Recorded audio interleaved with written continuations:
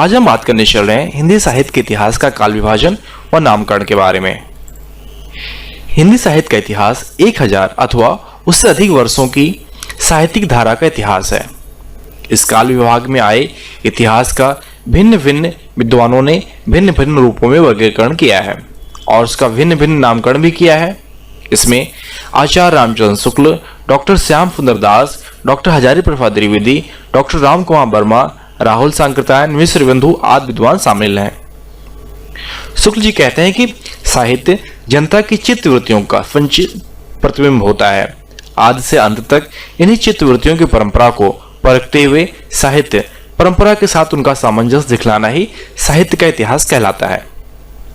आचार्य रामचंद्र शुक्ल जी हिंदी साहित्य के इतिहास के प्रमाणिक इतिहासकार माने जाते हैं। आचार्य रामचंद्र शुक्ल के पूर्ववर्ती अधिकांश इतिहासकारों ने इन्हीं के द्वारा बनाए गए काल विभाजन के मानदंड को अपनाया है। शुक्ल जी के अनुसार हिंदी साहित्य के इतिहास 4 भागों में विभाजित किया जा सकता है, जैसे वीरगाथा काल, जिसे आदिकाल भी कहा जाता है। इसका समय संवत 1050 से 1375 तक। दूसरा भक्ति काल, जिसे पूर्व मध्यकाल भी कहा जाता है, संवत 1375 से 1700 तक। रीतिकाल, जिसे उत्तर मध्यकाल भी कहा जाता है, संवत 1700 से 1900 तक।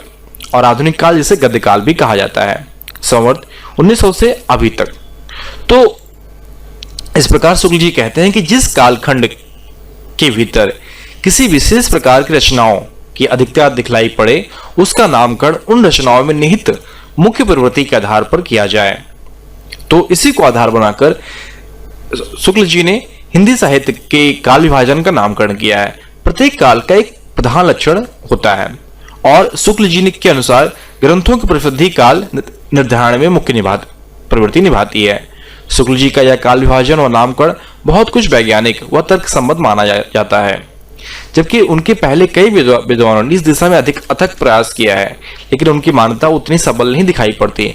सर्वप्रथम फ्रांसीसी विद्वान गौरव दत्तासी, फिर डॉक्टर ग्रेशियन, फिर शिव सिंह सेंगर, मिश्र बंधु ने आधुनिक क्षेत्र में अपना अपना प्रयास किया, लेकिन उसमें शुक्ल जी का विभाजन अधिक तर्कयुक्त, वैज्ञानिक व सबल है।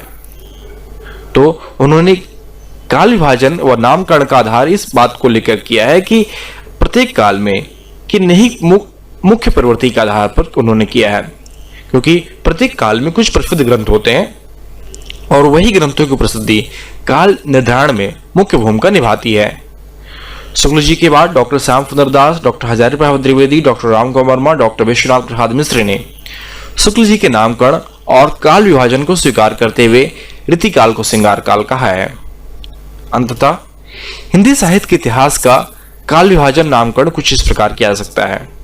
विविध काल की रचनाओं की विशेष प्रवृत्ति के आधार के अनुसार इनका नामकरण किया गया है, परंतु हमें यह नहीं समझना चाहिए कि एक काल में दूसरी प्रवृत्ति की रचना नहीं होती है। यदि हम भक्ति काल या रीतिकाल को लें तो उसमें वीर रस के अनेक काव्य मिलेंगे, जिनमें वीर राजाओं की प्रशंसा उसी ढंग से की गई है जिस ढंग से वीरगाथा काल में की गई थी, परंतु ऐसे काव्यों की प्रवृत्ति यहाँ शिथिल और न्यून होगी। इसी प्रकार आदिकाल यानी कि वीरगाथा काल में भी भक्ति परक व रीतिकाल विषयक सामग्री भरपूर मिलती है। तो शुक्ल जी के अनुसार कालक्रम वीरगाथा काल, भक्ति काल, जिसमें भक्ति काल में निर्गुण भक्ति धारा, ज्ञान मार्गी, प्रेम मार्गी और सगुण भक्ति धारा में राम भक्ति धारा और कृष्ण भक्ति धारा का प्रवर्तन हुआ। इसके बाद रीति काल में रीतिबद्ध, रीतिमुक्त, रीतिसिद्ध आदि हैं। और आधुनिक काल में अगर प्रवृत्तियों के बारे में बात करें तो भारतीय युग, छायावादी युग, प्रगतिवादी युग, प्रयोगवादी युग और नई कविता आदि आते हैं। तो यदि हम वीरगाथा काल का एक संक्षिप्त विवेचन करें तो वीरगाथा काल आचार्य शुक्ल जी के अनुसार हिंदी साहित्य के इतिहास के प्रारंभिक काल को वीरगाथा काल के नाम से उन्होंने संबोधित किया है। इस काल के भीतर उन्होंने 2 प्रकार की रचनाएं बताई हैं, अपभ्रंश की और देशज भाषा की। अपभ्रंश पुस्तकों में वीर विजयपाल रासो, हमीर रासो, कीर्तलता और कीर्तपता का मात्र 4 साहित्यिक रचनाएं प्राप्त होती हैं।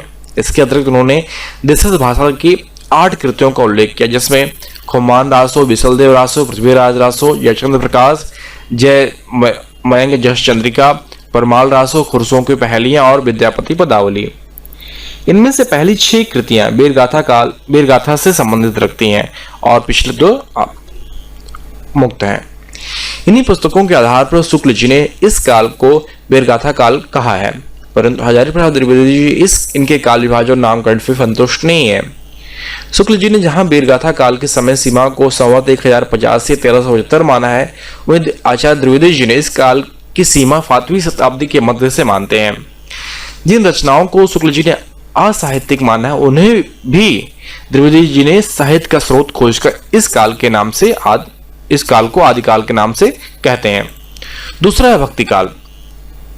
हिंदी साहित्य के इस काल को कुछ लोग पूर्व मध्यकाल और कुछ लोग धार्मिक काल कहते हैं, परंतु धर्म इस काल की कोई प्रमुख प्रवृत्ति नहीं है।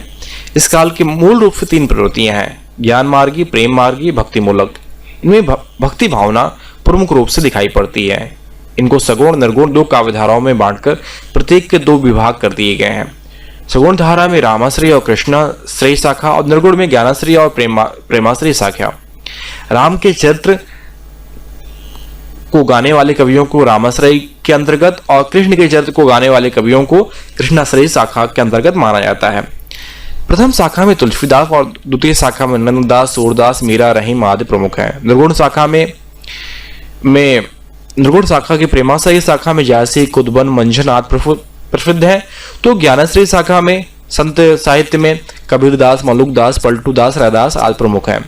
भक्ति काल की रचनाएं संख्या व गुण की दृष्टि से बेजोड़ है। साहित्यिक विशेषताओं के कारण इस काल के इतिहास को स्वर्णकाल कहा जाता है। तो हिंदी साहित्य में भक्ति काल स्वर्णकाल के नाम से प्रसिद्ध है।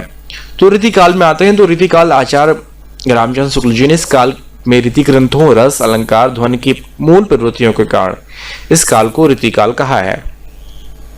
इस काल की प्रवृत्ति श्रृंगारिकता से भरपूर होने के कारण आचार्य विश्वनाथ प्रसाद मिश्र ने इसे श्रृंगार काल कहना उचित मानते हैं, किंतु इन नामों में रीतिकाल अधिक प्रचलित मानी जाती है। इस काल के प्राय प्रमुख कवि राजाओं के आश्रित कवि हैं, राज दरबारी कवि हैं। उनका उद्देश्य आश्रित आताओं की प्रशंसा और मनोरंजन करना मुख्य था। समाज में विलासता का बोलबाला होने के कारण काव्यों में श्रृंगारिकता की सीमा को लांघ गई है। राधा कृष्ण की प्रेम लीला के नाम पर घोर अश्लील हाव भाव, विलास आदि का वर्णन किया गया है। युगल छवि की भक्ति और उपासना तो बहाना मात्र थी। इस काल में भूषण ही एकमात्र ऐसे कवि हैं जिन्होंने श्रृंगार रस को छोड़कर वीर रस में कविताएं लिखी हैं। तो चौथा है आधुनिक काल। हिंदी साहित्य के इतिहास में आधुनिक काल का विशेष स्थान है। शुक्ल जी से गद्य काल कहते हैं। इनके अनुसार गद्य का आविर्भाव इस काल की सबसे प्रधान व प्रमुख घटना है। कहने का मतलब है कि इसी काल में साहित्य की गद्य विधा का सम्यक विकास हुआ और वह गद्य खड़ी बोली में लिखा गया। इस युग में काव्य के अतिरिक्त उपन्यास, कहानी, निबंध, समालोचना, नाटक आदि अनेक गद्य विधाओं का प्रमुखता से विकास हुआ। इस काल में गद्य के समक्ष पद्य साहित्य दब सा गया है। आज की कविता से गद्य भी प्रभावित है। आचार्य शुक्ल जी ने गद्य काल के इतिहास को 3 उत्थान कालों में विभाजित किया, जिनमें भारतीय युग, द्विवेदी युग और छायावादी युग। यदि भारतीय युग का विकास तो द्विवेदी युग का परिष्कार के रूप में हुआ है, तो छायावादी युग विकास का चरम उत्कर्ष काल है। काव्य के विकास की दृष्टि से आधुनिक काल को भी अनेक युगों में विभाजित किया गया है। भारतीय युग, द्विवेदी युग, छायावादी युग, प्रगतिवादी युग और प्रयोगवाद और नई कविता। तो इस प्रकार आधुनिक काल गद्य काल के रूप में जाना जाता है और या इसमें साहित्य प्रणयन आज भी अपने प्रमुखता के रूप में हो रहा है। तो इस प्रकार हमने जाना कि हिंदी साहित्य का काल विभाजन व नामकरण का आधार क्या है, किस आधार पे शुक्ल जी ने काल विभाजन किया है और कितने प्रकार के शुक्ल जी ने हिंदी साहित्य के इतिहास को 4 भागों में विभक्त किया है, जिनमें वीरगाथा काल, भक्ति काल, रीति काल और आधुनिक काल है। उनका समय क्या है और चारों प्रमुख कालों के बारे में हमने जाना और उनकी प्रमुख विशेषता क्या है। भक्ति काल स्वर्ण युग क्यों कहा जाता है, इन सारे प्रमुख कालों को हमने जानते हुए सभी को जान पाया।